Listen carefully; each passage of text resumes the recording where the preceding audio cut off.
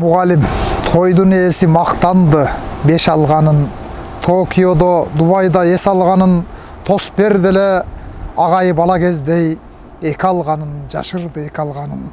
Эл уулусуң, элге баш мыктысың деп тос көтөрүп мактаган, эстеген көп. Ушул бүткөн мектепте дале балдар үшү окуп жатканын эстеген жок. Тойдо тоюп, кулактан чойгонсуң деп жакасына асылды буга бири. Мен чойбосом, сен кайдан чоң болмоксуң, кечир деди үшкүрүп мугалими. Мен кайтайын, деди да ак чачагай конверт сунду. Көптөйгөр аз гана эле окуучусу окуса үн чыгарып, оку жана оку деп жазган экен. Оку дебесе периштегер, кайдан алмак китепти пайгамбарлар.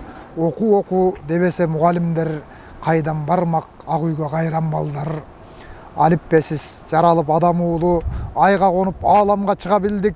Жандуунун бул мектеби жаратылыш, жараткандын кесиби мугалимдик.